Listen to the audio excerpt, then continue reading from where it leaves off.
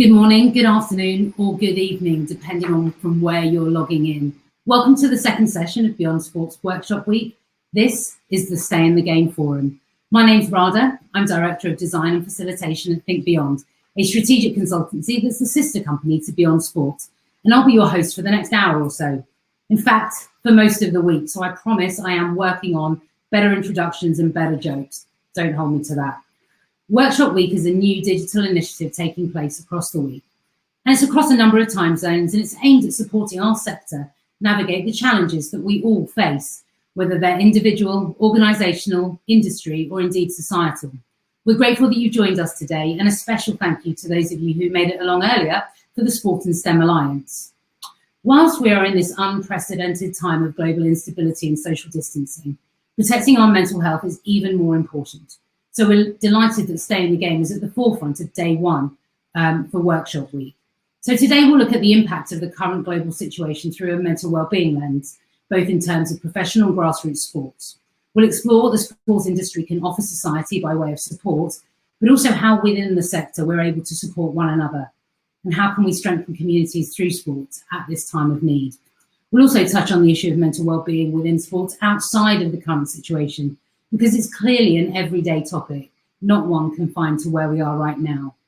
Before we start, we do need to do a bit of digital housekeeping. I know many of you will by now be familiar with attending virtual events. So please do indulge me whilst I share with you a few bits of information that will allow you to get the most out of your experience with us both today and for this week. So we hope that you find Hopin an engaging and easy to use platform. It's designed so that you can interact with each other as well as with our speakers. And there's plenty of time during the week to attend roundtable discussions. If you're having any difficulties, please feel free to tag Ben Friedman in the event channel with a query. So that's on the right-hand side of your page. It says event. If you click on there, type @Ben Friedman, the message will go directly to him. Or you can speak to the Hopin team themselves. In the bottom left-hand corner of your screen, there is a blue box with a white smiley face. You can click on there and the Hopin team should be able to help you. But going back to the right-hand side in the chat function, please use that function to speak to each other, to connect with someone you might have met at a previous event, or just to take a risk and meet with someone whose job or organisation sounds interesting. Along that right-hand side, as you look at it, the People tab will give you an opportunity to see who's here as well. You can search for someone and either privately message them or request a video call. You'll see a red dot next to People when you have received some new messages. And in addition to using the chat function to connect and to ask questions to some of our speakers, I'd be really grateful if you could give our speakers a warm welcome by sending messages in that chat box. At live events, speakers get to hear applause, they get to see smiles, familiar faces, and they get to steady their nerves for just one moment. And whilst we can't do that in the old-fashioned way today, we can do it in the new way. So don't be shy and share your appreciation in the chat channel. And finally, don't be shy on social media. Tag away using the hashtag BYS Workshop Week and tag in @BeyondSport. We'd love to hear from you. So, as ever, I assume you all know where your own bathrooms are and where your own refreshments are. So I think we are ready to go. Let's just remind ourselves of some top-line stats to frame the challenge we're facing. 1 in 4 people in the world will be affected by mental and neurological disorders at some point in their lives. And around 450 million people currently suffer from such conditions. This places mental disorders among the leading causes of ill health and disability worldwide. And with this as the backdrop, Stay in the Game hosted its first forum last year to look at how we can use sport as a platform, catalyst, and channel for industries to work together to change the narrative on mental health to one of hope, prevention, and healing. And at the same time, we launched the Stay in the Game Network, our inaugural forum, in June 2019. And as I reflect on that day and the year that has passed since then, it's clear that the conversation about mental health and well-being has been growing in a continuously positive way, with concrete action being taken. The Stay in the Game Network is a collective of like-minded organisations joined across sectors, including sport, healthcare, social change, and more. And they're all committed to collaborating on progressive solutions for an issue that really does not discriminate.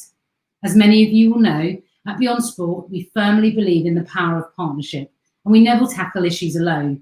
And therefore, this network is in partnership with the National Action Alliance for Suicide Prevention.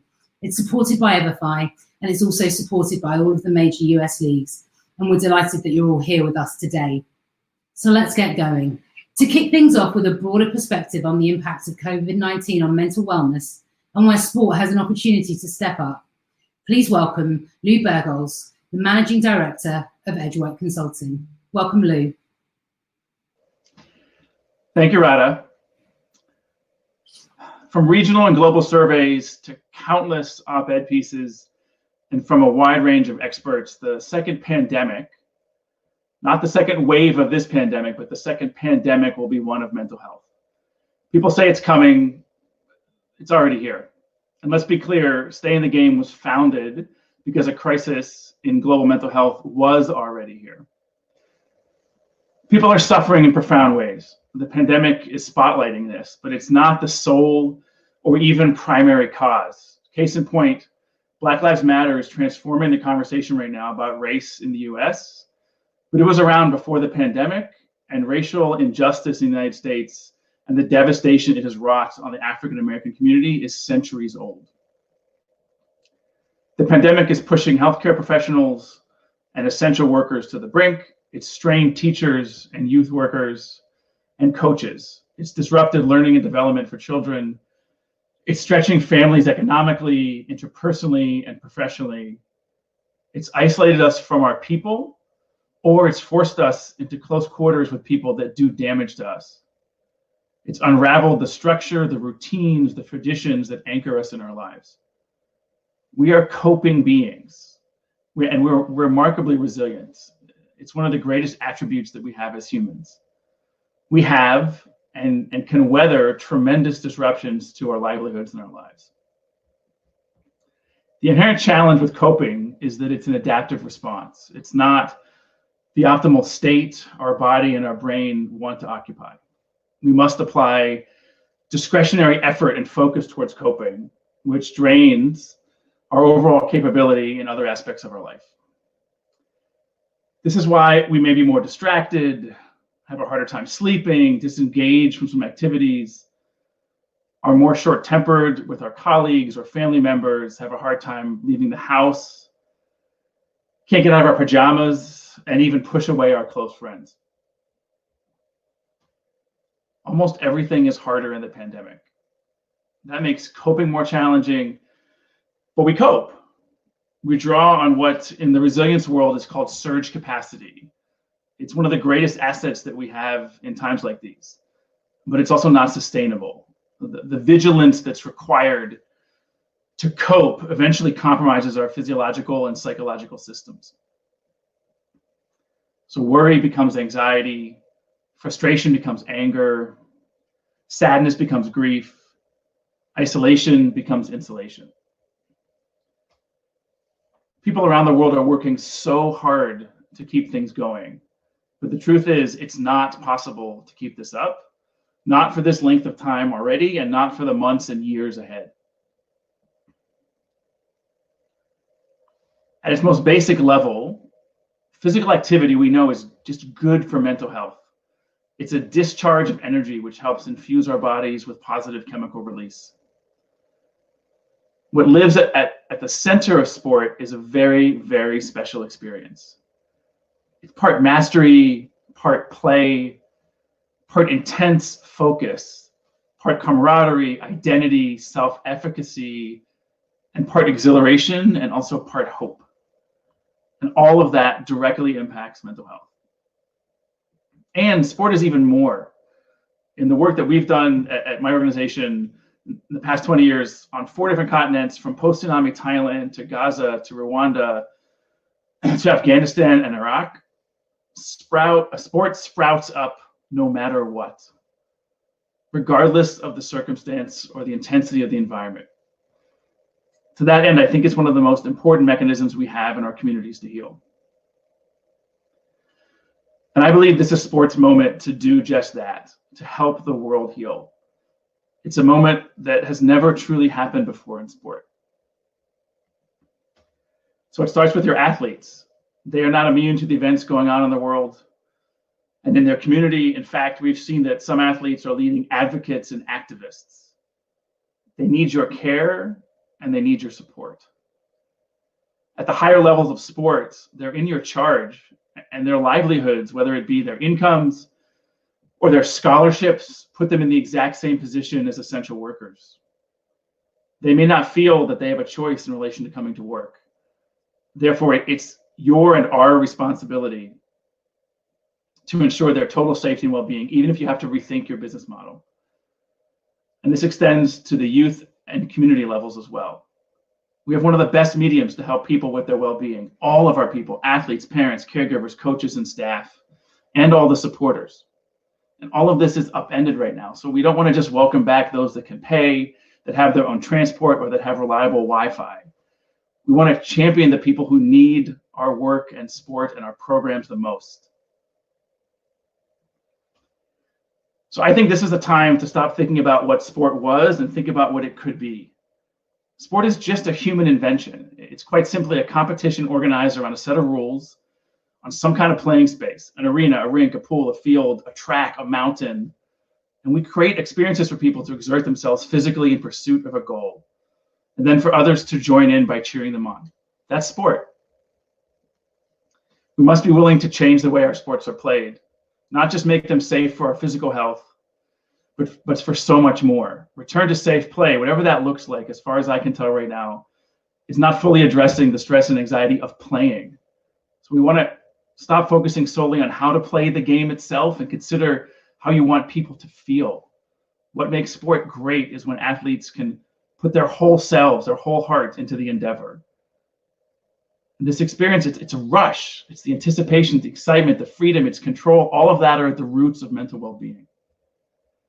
So if you didn't think your sport or your work in sport was at the front lines of addressing mental health, you were, and you certainly are now.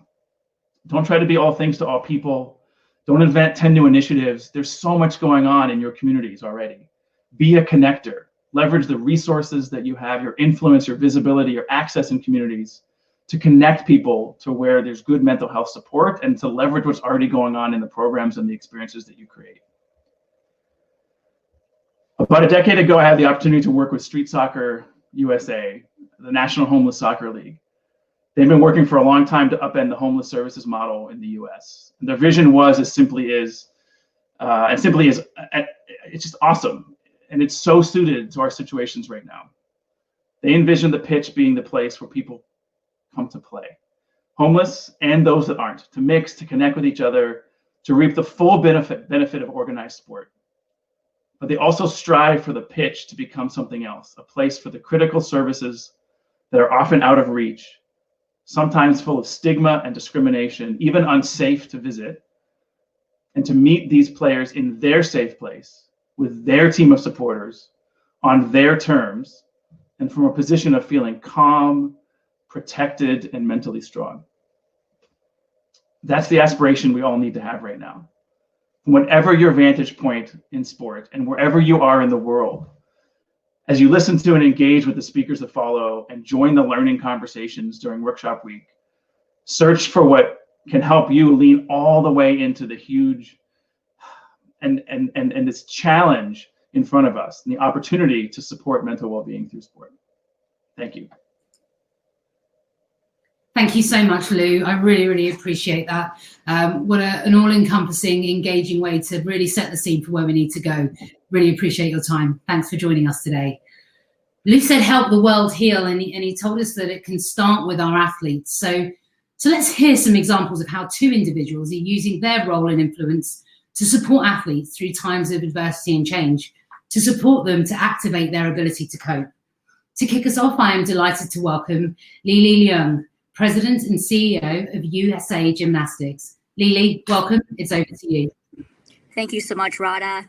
Thank you so much for having me here today. I'm really excited to be here and be able to share a little bit in terms of what we've been doing at USA Gymnastics to change the culture of the sport, to really focus on athlete centricity as we work through overcoming some of the horrific abuses that have happened to our gymnasts over the past years. I have been at the helm now for about 15 months, and it's been quite a year's plus time. And during my tenure, over the past year, I've been really working on changing the leadership within the organization in terms of really working on moving the organization forward with a brand new leadership team, as well as the organization change from a board level. So starting in 2018, we have a new board of directors. We have a brand new leadership team in the sense that the executive leadership team who sits on it now, not a single person sat on the executive leadership team prior to my taking the helm. And in fact, the vast majority of them, only one single person, even worked at the organization when I started. So those are some of the changes that we've been making. In addition to that, as you might imagine, with new leadership comes changes in terms of priorities, changes in terms of values, changes in terms of objectives. And we are really working on shifting our priorities from what used to be really focused on developing very technically superior gymnasts who can perform well in the gym to really working on a more athlete-centric approach around working on the holistic development of our athletes. Our belief is that we have a responsibility and an obligation to holistically develop our athletes, and that means not only on the technical side development of an athlete, but also on the nutritional as well as mental health and well-being of the athlete. We believe mental health and well-being is really important because without that, you can't have physical health as well. They go hand in hand together. And so we're really working on investing, looking at investing in terms of what we can do to really develop these athletes and to help keep our athletes really safe and healthy as they train in the sport of gymnastics. In addition to that, we're working on changing the culture. We understand that culture change doesn't happen overnight. This is going to be a long-term process, and we're simply just at the beginning of it. But the culture in terms of the change really starts with us. We're working on changing the culture internally at the organization and then changing the culture externally within the community. And we believe that we need to do this for the sake of our athletes and for the sake of our sport. And as a gymnast, I actually grew up in the sport and performed and trained in the sport for about 15 years of my life, from the age of 7 to the age of 22. And through that, I have taken some experiences from having been a gymnast. And as I've worked to build the leadership team, build the focus of this organization, I took some of the experiences when I was a gymnast in terms of looking at what we need to focus our resources in terms of making sure we are developing our athletes holistically. So one of the positions that I had scoped out related to athlete health is a specific individual who is focused on the development of overall athlete health and wellness. And so we have brought someone on board. I'm not sure if other NGBs like us have positions like this, but we are now really focused on the health and wellness of our athletes and making sure that they're feeling safe and happy in the gyms. In addition to that, we feel that communicating with the athletes is really important. We have opened up the dialogue with them. We are listening to their voices. We are engaging with our athletes' council on a more regular basis. We're asking our athletes for opinions on things. So, for example, when we recently advocated for the postponement of the games, we had specifically asked our athletes first in terms of how they wanted us to utilize our voice and our platform to advocate for them. In addition to that, when we recently announced the cancellation of our premier, which is our high-level, top-level events, we asked our athletes first, is this something that you want us to do? Do you want us to cancel the events? And they said yes, and we listened to them. So we truly believe that communication with our athletes is incredibly important. In addition to that, obviously the postponement of the games have unprecedented. That doesn't happen very often, as you might imagine. Last time was World War II. And we know that our athletes have gone through just so much difficulty with the postponement of the games. They have been training their lives to be on the Olympic stage. And now they have to defer either college education or postgraduate education, or even put careers on postponement. And that, as you might imagine, has had a really big effect on them. And so we have provided a safe space for our athletes to have conversations with former Olympic team, former World Championship team members, to be able to have that open conversation, open dialogue, where they could feel safe to really share their thoughts and what they're going through as well. In addition to that, we're looking at working with experts in the space of health and wellness. We have recently partnered up with the Positive Coaching Alliance to push out educational programming for our community. This is focused on the entire community because we believe that it is the shared commitment of the community to make sure that our athletes are being provided with the best possible environment for them to be able to succeed in. So along with Positive Coaching Alliance, we are looking at additional experts that we can bring on board to ensure that we are providing our athletes with the greatest environment possible for them to be able to thrive. So this is all part of a larger push around the athlete centricity piece, the cultural transformation, the new leadership change, new priorities, new values. We are working through all of those things to ensure that we are putting our athletes front and center so they feel that they can thrive in the safest environment possible. Thank you so much, Li. That was a really beautiful picture that you painted of change there, the cultural transformation, the responsibility that you are taking, and the example that you choose to set and embed that within your organisation. And I guess what I really heard was that you're listening and hearing, and I think that in creating a space, allowing people to be vulnerable, to feel the way they feel, that their 4-year dream, their 8-year dream, their 12, 16-year dream might have felt as though it's broken down, but actually maybe it hasn't, and how can we help them rebuild it? I really did hear all of that, and I wish you guys well as you move that organisation on and forward. So thank you for taking the time to join us today. Really good to hear you. Thank you so much. Thank you. Next up, I am so excited to welcome Olympic gold medalist and high performance coach Samantha Livingstone. I've heard Samantha speak a couple of times, and she always inspires me. So you guys are in for a treat. Samantha, good to see you, and it is over to you. Thank you so much. Oh, my heart is so filled listening to Li speak about the changes happening at USA Gymnastics. As an Olympic gold medalist, my sport wasn't gymnastics, though that's what I wanted when I was 8 years old and wished for. It was swimming. And as an athlete, I stood atop the Olympic podium at the age of 18, and I had the physical capabilities and the technical capabilities. But mentally and emotionally, there were lots of tools and lots of areas for growth for me, because that was a place that I struggled deeply. And just 2 months after standing atop the Olympic podium, found myself as a freshman at college and navigating a shoulder injury that then led to this, really fast and rapid downward spiral into a real battle with mental illness. And so, as Rada was sharing some of the statistics, I stand here and share with you that I am, I'm one of them. I call myself a mental illness warrior, and I use my experience as an athlete and now as a mental illness warrior and a sports mom and an entrepreneur to fuel the work that I do. Because, 10 years after I hung up my goggles and retired from sport, I found myself navigating a challenge where our daughter was faced with a life-threatening situation, and enter in trauma and having to heal from that. And so that experience for me led to really deep healing of that 18-year-old girl who stood atop the podium. And it made me, forced reflection upon my experience and the experience that I had with a mentor who I, sought and worked with for 2 years every single week. And without without that relationship in that intervention, I honestly don't know where I would be. And I'm here before you, I feel in large part because of the work that we did together.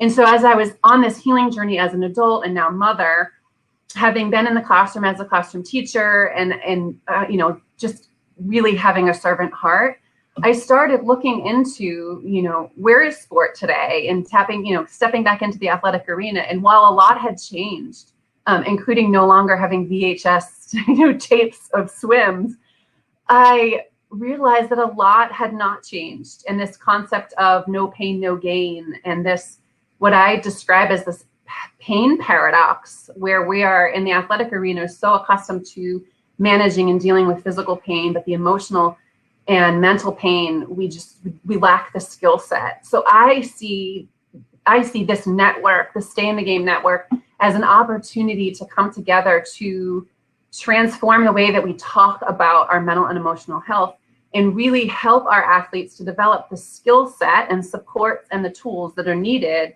to navigate their internal world.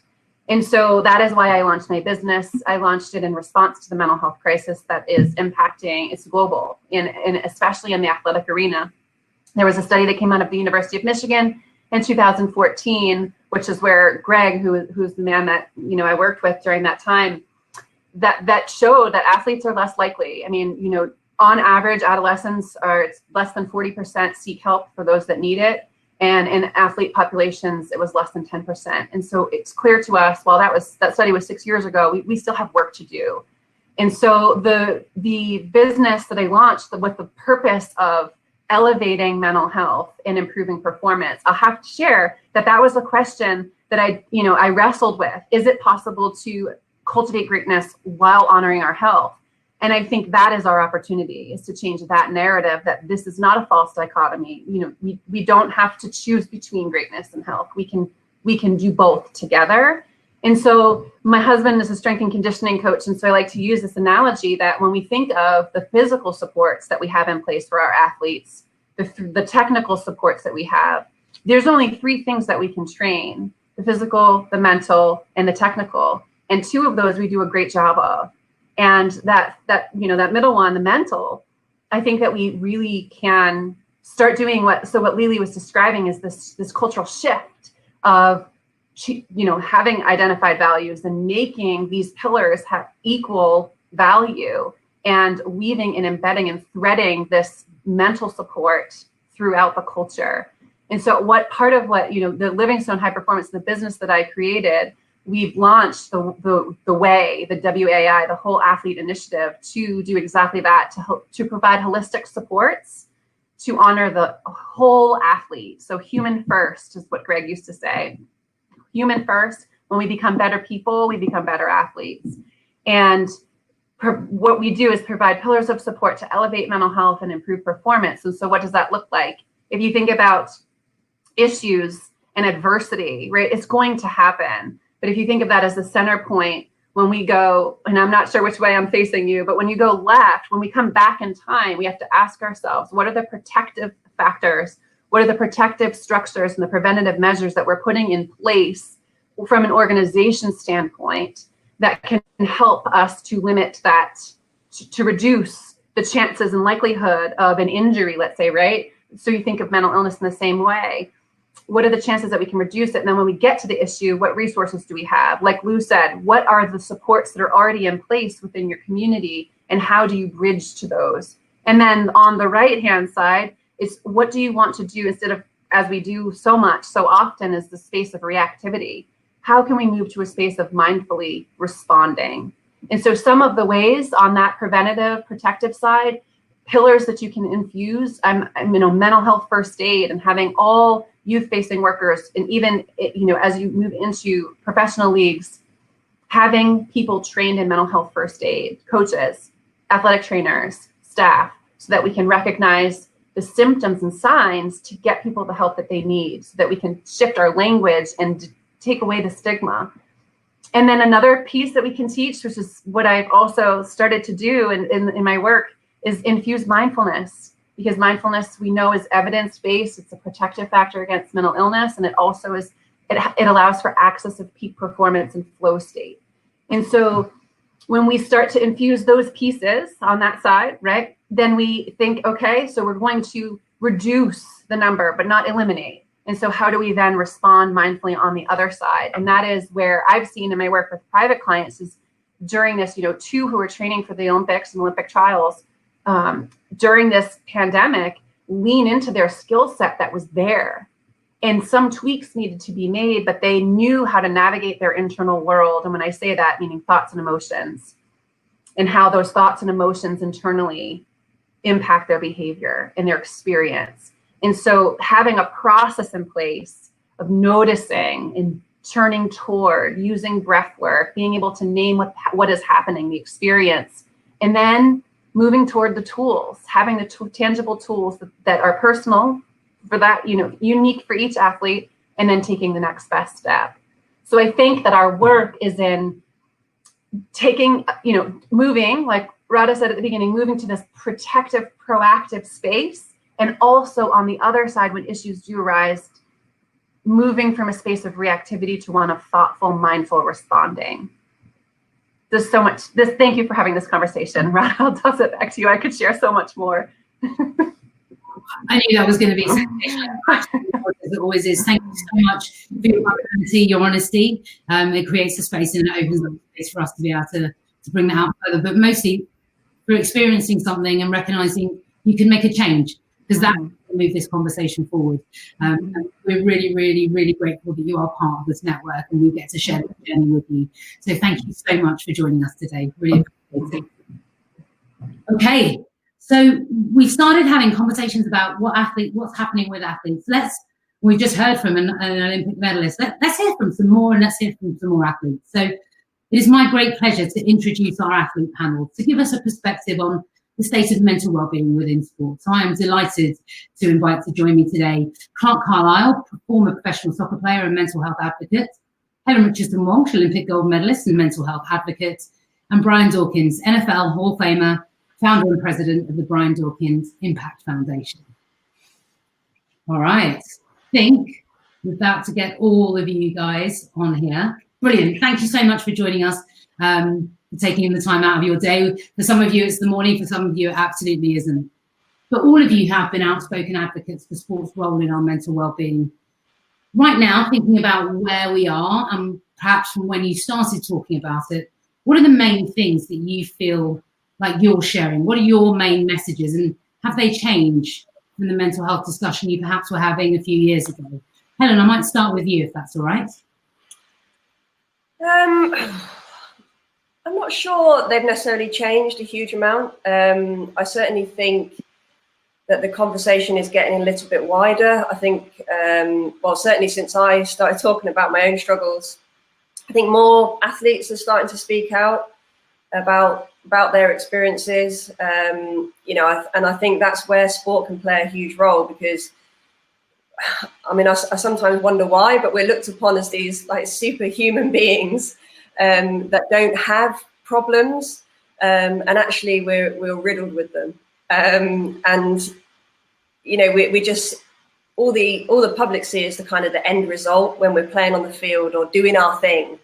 But we've trained so hard to put our mind in a place where we can be the best at that moment. But you know, the more that we speak out about this stuff, the better. And I think that, you know, what Prince William's doing at the moment with Heads Up, and the footballers in particular, is, I think, really good, because, you know, the football goes across the world. Unfortunately, hockey isn't quite there yet. With the reach that has, but there, you know, the more that athletes speak out about it, the better. Well, thank you, Helen. And you mentioned, you know, the power of football, and I'm going to use both terms. So the power of soccer to transcend, because we've got a different type of football player on the call with us today as well. So Clark, I'm going to come to you. When Lou was sharing with us at the beginning, he talked about mental health issues being the next pandemic. So thinking about what's happened in the recent months as a result of COVID-19, have you seen the narrative around mental well-being being discussed as something more everyday than it's ever been, or perhaps different than it used to be? Most definitely, Radha. Thank you for having me on. I've got to say, I'm holding back an absolute verbal diarrhea explosion of words and questions and sentiments, especially for Samantha's delivery, because her experience and insight there into this issue is something that definitely bridges the gap between the experiential and the utopia, or someone taking a second-hand look at an issue. And people need to, if you are not aware of her work, get in touch with her work, because this is something that translates across industry. But with answer to your question, definitely the mental health issues are prevalent. I love the way that Lou said, not that it's the next pandemic and it's coming, but that it is here. We are in it. But what is coming is our societal acknowledgement of the depth of our mental health issues and mental health pandemic. And And how I've seen the conversation change is it's becoming an acceptable everyday conversation. And that is testament to the work that has gone on for decades before from, supranational organizations like Mind that we have here in the UK that's branched out, but also, like Helen said, with open testimony, first-hand experience from people who, as a society, we hold up as pillars of our community. You know, that sports people fall into the same category as our emergency services, our armed forces, people who, when they put on their uniform or their costume, that they adopt superhero abilities, superhuman abilities. But this is not true. There's a human being under there. And what I've seen change is, as that appetite has grown, 3 or 4 years ago, I was talking about raising awareness, encouraging people to talk about this issue. But now we are way beyond that. And what my wife and I are talking about when we go into corporations or organizations, it's about having the confidence and competence to act in the right manner when these situations and issues arise. So again, going back to what Samantha was saying, instead of being reactive and looking around for a support mechanism when crisis hits, we want people to be proactive and understand exactly where their support mechanisms are should a crisis come into their or a loved person's life. Great, thank you, Clark. Thanks for sharing that so well as well. I really can hear how much you took from what Samantha shared, but also really where you've seen the narrative move on, that actually destigmatizing it remains important, but what do we do next? And how do we set up the infrastructure that allows some of that change? So let me come to you, Brian. I've seen how you've responded in this time on social media and not reacted. And I just wondered perhaps if you could share how this period of time has been for you, and recognizing that you are looked up to, for better or worse, in terms of the way that Clark put it. How have you used that opportunity and profile that you have to make a difference in this strange time that we find ourselves in?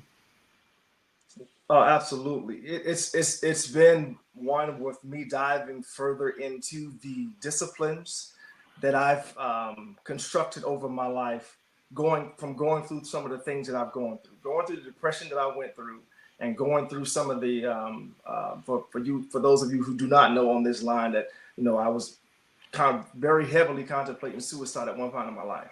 And so I know what that dark period feels like for me. And so I began to develop disciplines in my life on how I now continue to win, how I continue to stay conquering, as I call it. And so these are some of the things that I've been sharing with people, not just this year, but especially after my Hall of Fame speech, I began to share some of the things that I've been blessed to learn, to do, to allow me to continue to stay above the curve, so to speak, to not allow that dark voice to get too loud and me go back into that dark place again. And so during this time, I've been even more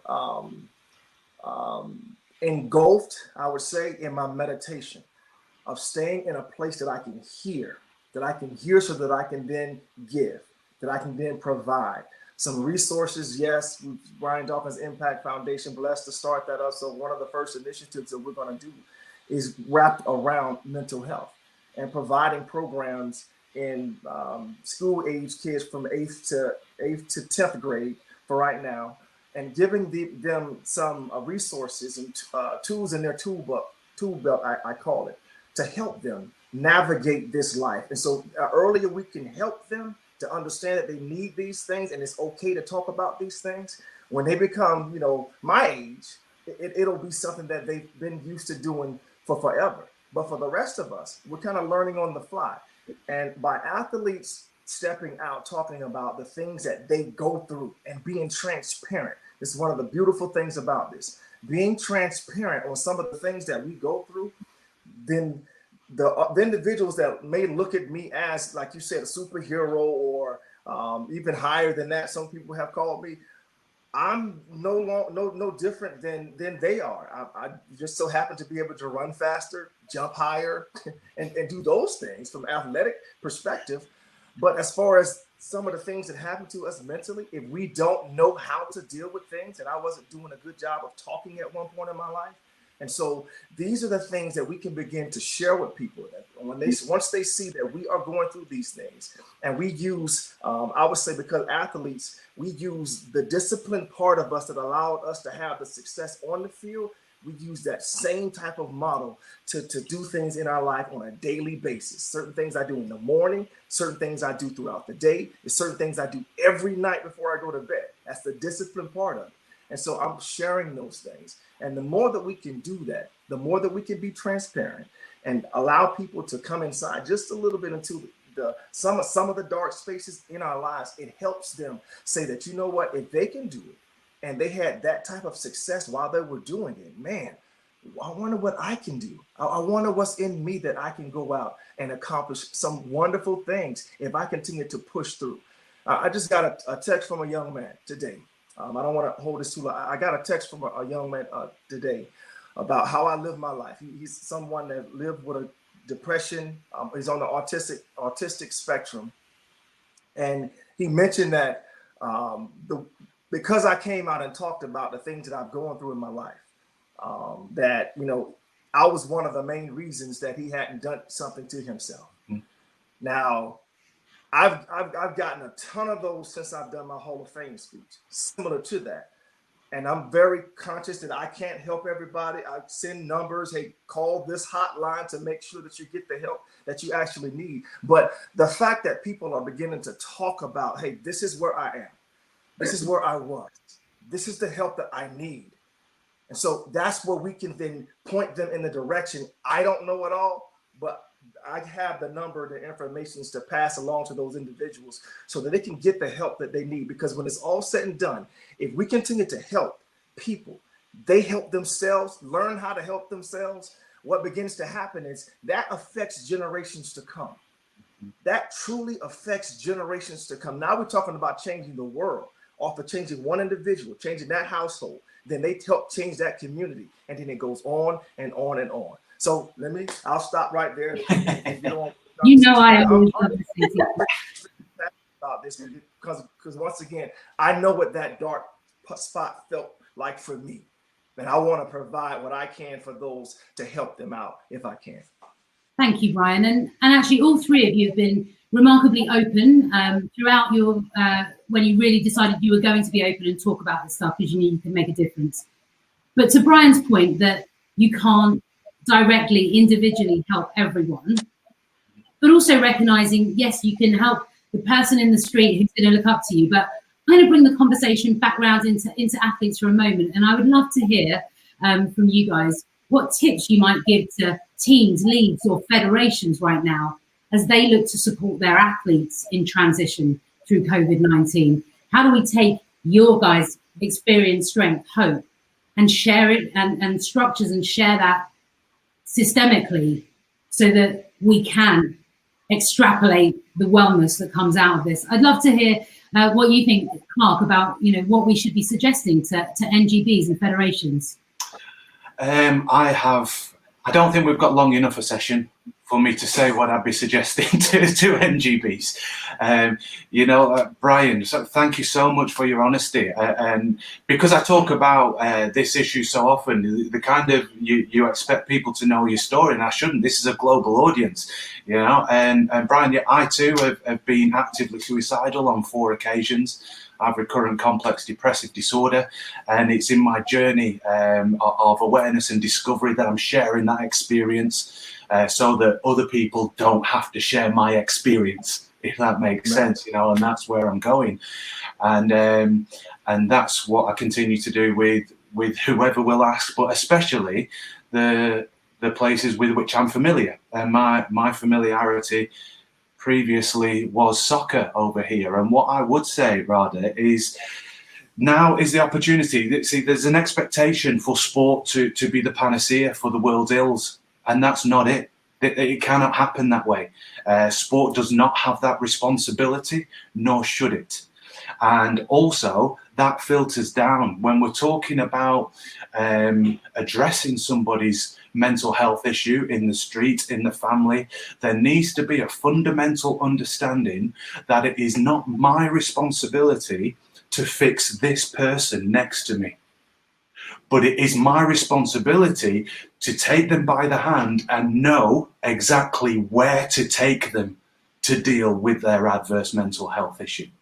Now, this is where I believe our sports and many industries, we're being far too reactive because we're playing a responsibility past the book. People are very scared to grasp this nettle or grasp the bull by the horns, because once you start to take responsibility for adverse mental health issues, and I'm going to say it how it is, then the question is proffered, who is liable for adverse mental health issues? And when you get to a supranational or NGBs, we know that means money. And there is a real reluctance to engage with something that might have a retrospective or a reflective blame on the sport that they oversee. So what I want everyone to do, and especially national governing bodies within football, soccer in England, is to stop playing the blame game. There is no blame to be had, because adverse mental health issues were in situ before football began, and they'll be in situ for eons to come. What we're asking is, are you taking your responsibility to mitigate the impact of your sport? Now, that's what they need to understand. What is the potential adverse mental health impact of your sport?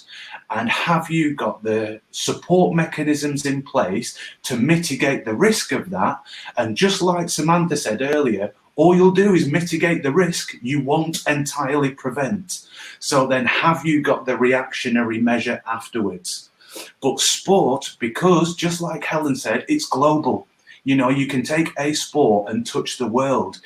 If sport, and especially soccer, because of the finance in it, if they create a fit for purpose template, that can then be replicated across industry with the small changes that will be necessary to make it suitable for those in the finance industry, in manufacturing industry. So what I would say is, stop playing the blame game.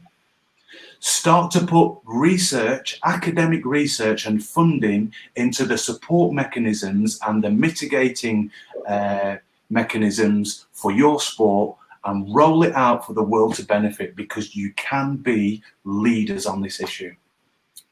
Thank you for sharing that. And that's a really strong challenge.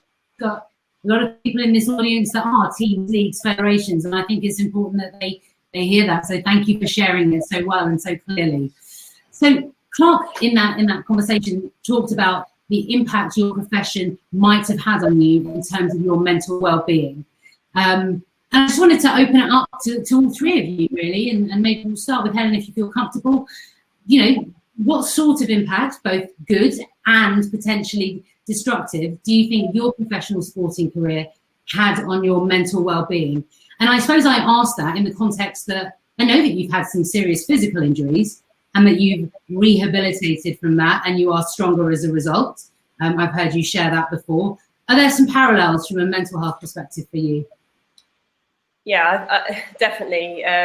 You know, what Clark and Brian have said is amazing, and I just kind of go on from what Clark has said in terms of speaking, finding out and doing research. Actually, I would advise people to speak to their athletes. Go and ask them, what is it about this sport that is struggling, you know, hinders you or makes things hard for you or makes you cry, actually, or makes you want to punch somebody because you're that angry. Really get to the bottom of it, and you know, ask them and really listen and hear what they're saying, because yeah, like I struggled, and it was because of my sport. You know, it was because of the job I was doing. Yes, sport provided me with so many great opportunities, and I would not have changed anything for the world. However, it also, the cost of that was huge. Mentally and emotionally, the cost was was massive. And my mental health issues came from that. You know, but there's so many positive things that we can do. Samantha's already said about being proactive. I kind of said for a good decade now to hockey that we need to put something like a welcome kind of mental health check in place when athletes enter a program when they're like, you know, 15, 16 at that age. Get the athletes to really start to become aware of themselves first and foremost. Like, who am I? What makes me tick?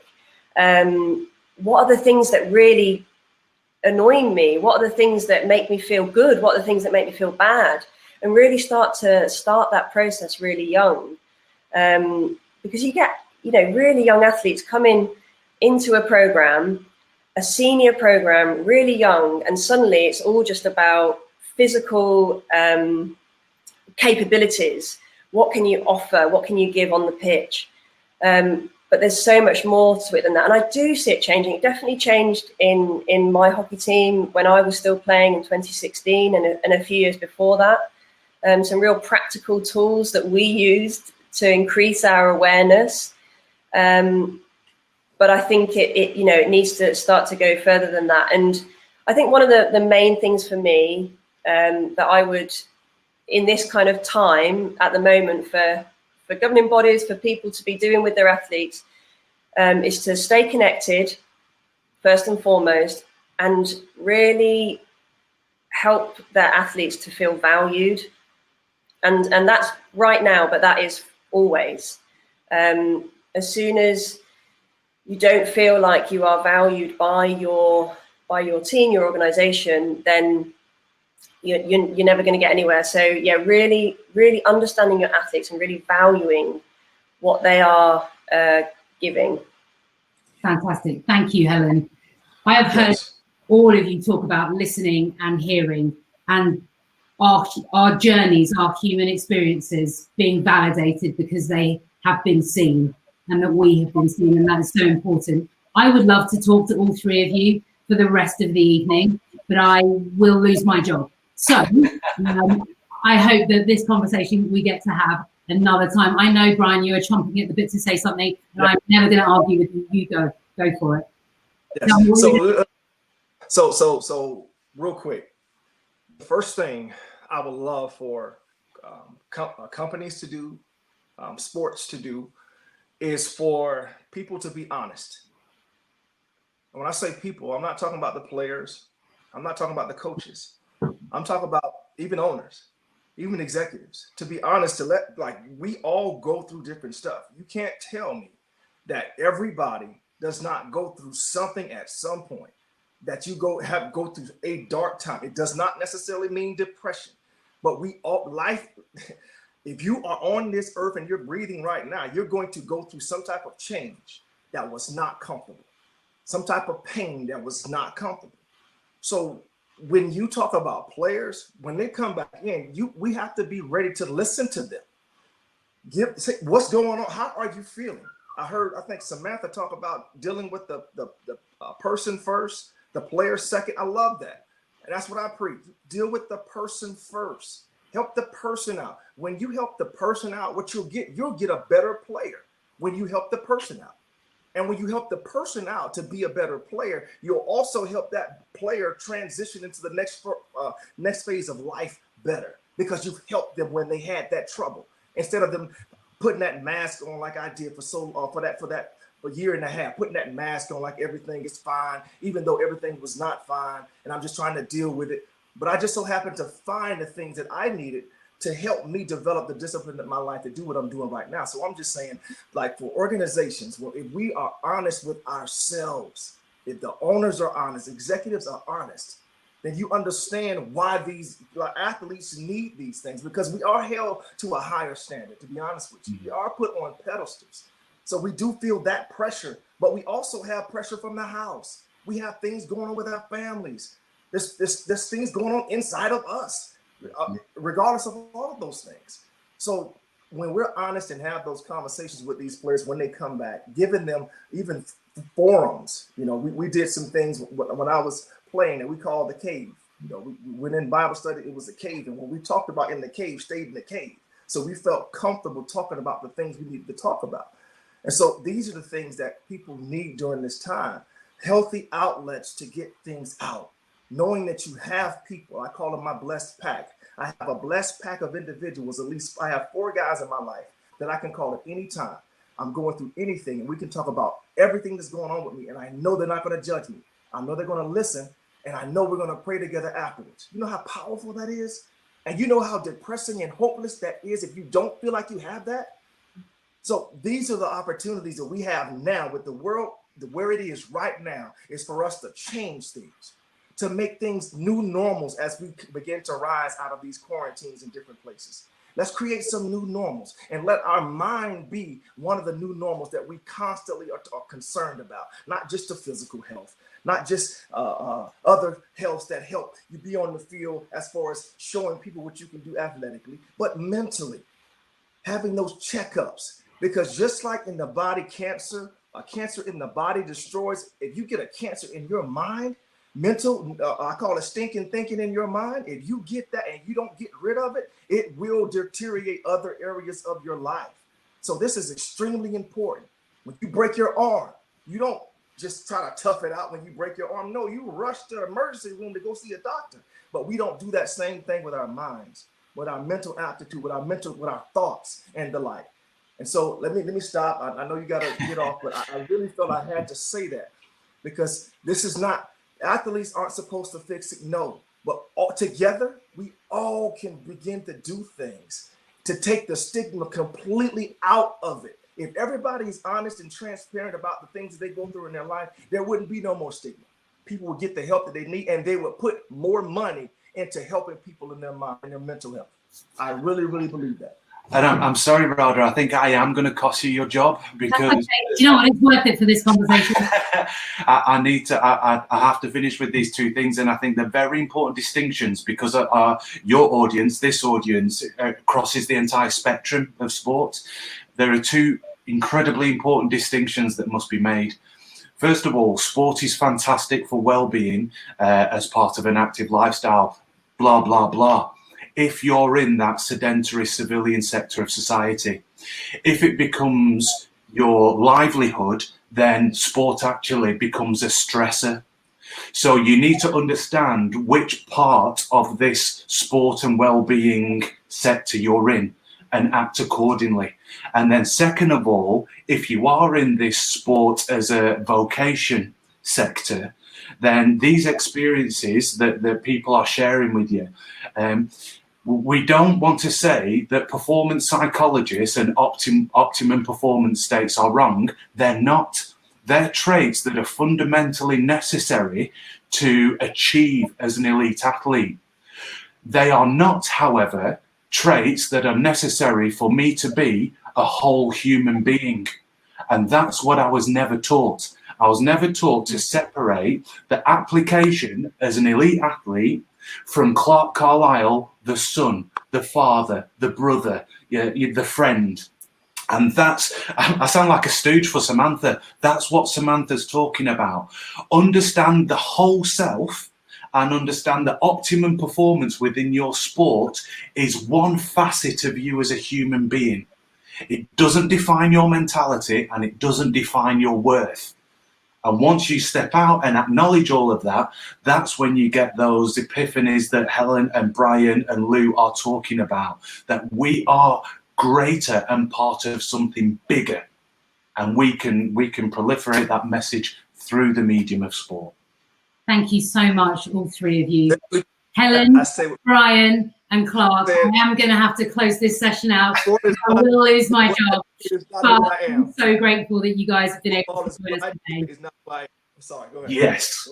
This conversation is not over. The Stay in the Game Network is available. We will continue the conversation and we will make that change because that's why everyone's here today. It's certainly why I am here today and why I share my lived experience with you guys too. So thank you so much, guys. Really, really appreciate you giving us your time and your vulnerability today. Honestly, superb. Thank you so much. Thank you. Be blessed. Be blessed. So Helen, Clark and Brian really, really did give us so much to think about there. And I do just want to take a moment to say thank you and apology to Abhinav Bindra, Olympic gold medalist and IOC Athlete Council mental health representative, who struggled to get onto the system. We had some connectivity issues, but he had been prepared to give his time to us today. So our apologies to him and our thanks to him for being open to giving us his time. So we spent some time talking about athletes, but also saying person first. Well, let's talk about person first, people first, when it comes to programs that are being delivered out there on the ground. So we have 3 case studies for you, some truly innovative programmatic approaches using sport to address mental well-being. And we have 3 wonderful speakers who are going to give us between 3 and 5 minutes of what they're doing in their work. So I'm delighted to welcome a Stay in the Game network member, FC Barcelona, to share more on their leading program that's using sport to address the mental well-being of their participants. So please welcome their head of programs, Mariona Miret. Mariona, it's over to you. Hello, good evening from Barcelona. First of all, thanks for the invitation to participate in this program. I would like to share some experience that we have from Barça Foundation. Barça Foundation is the foundation of the Football Club Barcelona, where we have really been trying to address mental health problems using sports.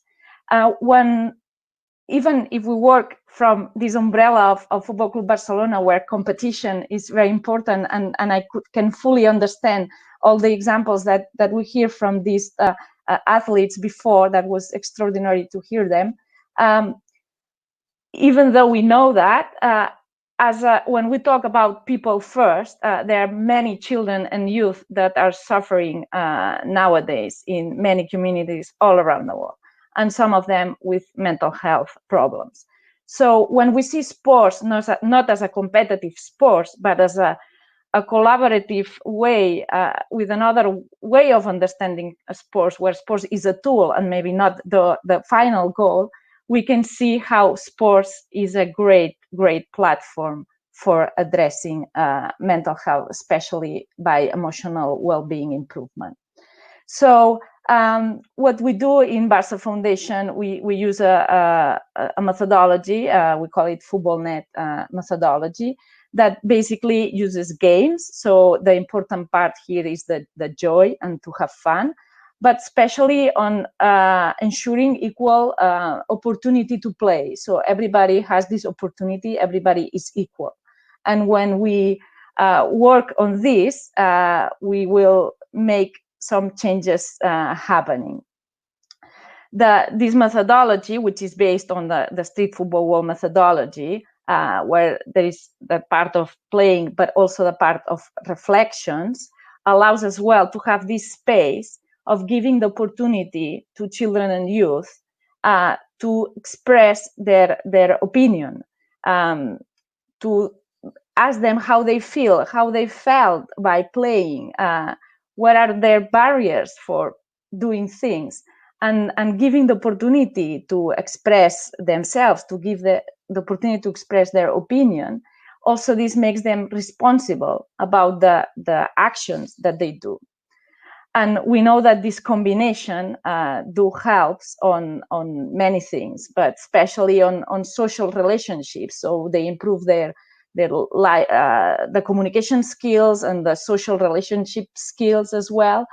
And giving this voice have a direct impact on the emotional self-management, because they learn of how to manage their feelings, because they know of what they do and what they say will have an impact on others. Also have a great impact on improving the self-confidence. So it provides a mental space that increases this self-esteem and self-confidence. And at the same time, it helps on the conflict management, because all this learning on these communication and management skills, emotional management skills, can prevent many conflict between the different children and youth. And what is crucial is that they learn all this process through joy. So they have to have fun. Nobody can left behind. There are no winners, no losers. It's a process of learning by enjoying. And I think that is what is one of the key and great issues of this methodology. We have several examples where we have applied these. We have a specific pilot project in Barcelona in a mental health residential hospital, in a very well-known hospital in Barcelona, in Hospital Sant Joan de Déu, where we pilot this project, and we could see how it had this impact on self-confidence. As well, we have a program on inclusion of children with special needs in 3 countries. We're doing as well in the US, in New York City, with the Department of Education of New York City, in 20 public schools, where children with special needs are participating in this project together with other children, and it's having a great impact. And also, we have several examples of, for example, migrant population, as in our refugee program, how this working with the sport can provide this improvement on the self-esteem and also on their emotional well-being, which we can, I think it's important to measure impact to make sure for that. Now the COVID had stopped some of the activities, and we had focused on online sessions only to provide emotional support, just thinking that that's probably one of the most needed aspects nowadays. Thank you for this time. Thank you so much for sharing those great examples with us and how you've deployed them throughout the other projects that you do at FC Barcelona. And thank you for being part of the Stay in the Game network. We really appreciate it. Thank you, Mariona. Thank you. So our next case study comes from Diana Hosford, VP of Sports and Entertainment at TAPS. And TAPS is the Tragedy Assistance Program for Veterans. Diana, it's over to you. Oh, it's lovely to be here. Thank you so much for this platform, and also to the Action Alliance for inviting me to be here. I work for TAPS, the Tragedy Assistance Program for Survivors. We care for families of fallen military service members. We create opportunities through our sports program for them to celebrate the life and service of their loved one. We work closely with the NFL, the NBA, Major League Baseball, loads of NHL teams, and really sports teams across the country. If a survivor reaches out and says that they loved lacrosse with their hero, we will go and create an event with a lacrosse team. But it's interesting what Clark said about the human underneath the uniform, and I think that happens with our service members as well. And I wanted to share a story. I think I'm missing. We're all missing the Olympics, so I'm going back to 2016. I was at the National Press Club, and our suicide prevention and postvention team was doing an event with survivors who lost a loved one in the military to suicide. And a gentleman stood up and he said, the last time I spoke to my son, he said the Warriors were going to win in 6. And he died 3 days later by suicide in Afghanistan. And I reached into my pocket and I grabbed my business card, and I knew that I needed to talk to him. I needed to share with him what I did and what I would be willing to do for him. And I said, look, we'll get you to a Warriors game. We work closely with the NBA, with the NBA referees. We will create an opportunity for you to celebrate your son's life and service with the team. And I said, actually, Monday we are going to go up to New York and do the reveal of the USA basketball team going to Rio with the NBA and USAB. If you want to come, let me know. And he didn't reach out all weekend, but Monday morning I got a call. Diana, can I still come? I don't know if he knew that that the opportunity was real, or if he was ready to engage and honor his son in that public way with those athletes. And he got in the car and he drove up from Maryland. And he got to Harlem and he met with Coach K and he met with the leadership of USAB and the NBA. And there was just wonderful connection. He shared the story, the love of the sport, that they bonded with it in this incredible way, that this was their thing. These were the final words that his son shared with him. And we were really fortunate to be able to go to all the Road to Rio games with USA Basketball, the men's team and the women's team, and it was extraordinary. We had an opportunity for survivors to present photo buttons that they wear over their hearts at TAPS events to the athletes and the delegations going over to Rio. And Chris came to Vegas, and he had an opportunity to share with the team and talk about service and talk about sacrifice and similarities between the military and sports and the connection that was so incredibly meaningful for him, this bond that he had with his son. And it was amazing. And he was so warmly embraced by the NBA family. You know, we're all fans, right? And you sort of are on the other side of it. But when you feel like you're part of that family, it's really special. And what Chris got from that event was really healing. It was an opportunity for him not only to celebrate the life and service and share his story, but he became really inspired by that sense of community. And he became a peer mentor himself, so he could connect with other survivors at TABS who lost a loved one to suicide. So he'd meet with other dads and connect with other dads. So when we look at sport and mental wellness, it's of course it's the athletes, it's our student athletes, it's the team behind the team, you know, the front office, it's the community relations teams, it's all of those people, but it's also the fans. That the fans find ways to connect with sports in this beautiful way. It's why I started this program years ago, was to make sure that people had opportunities to connect over this incredible, you know, universal universal concept of sport and joy that they could bring to one another. So that's how we use sport to care for the families of our fallen. We do it all over the country all year long, and it's a privilege. Thank you. Thank you so much for sharing that and for reminding us of the importance of storytelling and sharing our lived experiences, because it really is how we move this narrative on. So thank you so much for joining us today and for the work that you do. Thank you, Diana. So our final speaker is from a brilliant organisation called Everfi. Everfi are a Workshop Week partner, and they're a Stay in the Game network member. And they're also a leading digital education developer. And to share how they're partnering with leagues, teams and brands in really, truly game-changing ways, please welcome their Senior Director of Impact and Education, Erin McClintock. Over to you. Thank you so much. And thank you for having me. Diana, that was very powerful what you just shared. So my name is Erin McClintock, and I lead Everfi's impact work in mental health, wellness, and social and emotional learning. I myself am actually a former therapist. I moved over to the social impact world 4 years ago when I joined Everfi. For those that aren't familiar with Everfi, we're an international social impact company, and we partner with corporations, companies, financial organizations, sports leagues, individual teams, and players to drive social purpose and to provide access to education on topics like compassion, digital wellness, financial literacy, healthy relationships, and of course, mental health.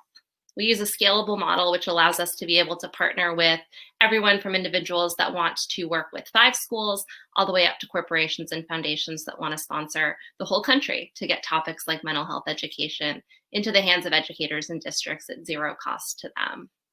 We also do research. And so the team that I sit on is comprised of researchers, practitioners, and public health professionals. And our goal is really to keep our finger on the pulse of what's happening nationally and internationally around topics like mental health. We recently conducted a study of educators, and we found that mental health was one of the top most pressing issues that educators felt was impacting students. But what we also know is that there are systemic issues at play. So in the US, for instance, the average student to counselor ratio is one counselor to 482 students. The recommended ratio is 1 in 250. And among our own network, about 70% of educators feel like they have the resources necessary to support the physical health of students, but less than half feel like they have the resources to support the mental health of students. So our approach to the topic of mental health education is really population level. And we do it by providing mental health education in the classroom setting, or lately in the virtual classroom setting, as the primary vehicle for how we're able to reach youth. Think about if you were a youth and you had access to mental health education, the fact that it's important to prioritize, how to strengthen your mental health, what coping strategies you can use if you're confronted with challenges, how to recognize that you might be in need of help and how to actually seek that help out. Imagine if that was part of your educational experience, similar to the way that math classes are, or history classes, or science. This is exactly how we work with schools. We introduce education on topics like stigma, coping skills, positive mindset, self-efficacy, mindfulness, which I loved hearing spoken about earlier, through organizations indirectly in schools with partnerships like the NFL and the United Way, as well as partnerships with foundations like the Brian Dawkins Foundation, to get this kind of quality education into the hands of schools and districts that desperately need it at no cost to them. So since creating our Mental Wellness Basics course, it's been one of our most widely requested courses from educators and districts alike. And because of partnerships like the one that we have with the NFL and the United Way, we're able to offer it at no cost to those districts. We began working with the NFL and United Way in addressing the critical topic of character education back in 2016, and recognizing the interconnections that exist between the topic of character education and the topic of mental health, we've actually been able to expand our work with them into mental well-being. So the NFL and the United Way are sponsoring Mental Wellness Basics in all 32 NFL markets in conjunction with the local United Ways that are in those markets.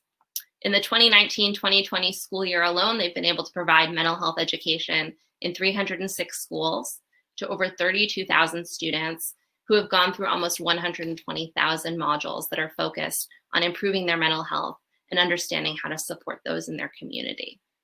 We're also working to put together some corresponding in-school or virtual events where we can move that even further to hopefully connect students to some of their favorite players or teams.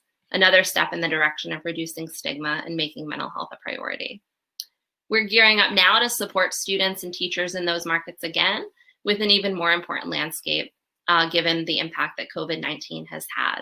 And in response to COVID-19, with the help from our customers like the NFL and the United Way, as well as the Brian Dawkins Foundation, who sponsors the course in Jacksonville and Philly, we've been able to give direct access to mental health education to students through the virtual setting, as well as access to their parents and teachers who are using it to assist with remote learning. One of the ways that we measure the impact of our courses is through pre and post surveys. So we also use these as an opportunity to get a sense of what's happening in the field. What do we know about our students, their attitudes, their behaviors, and their beliefs?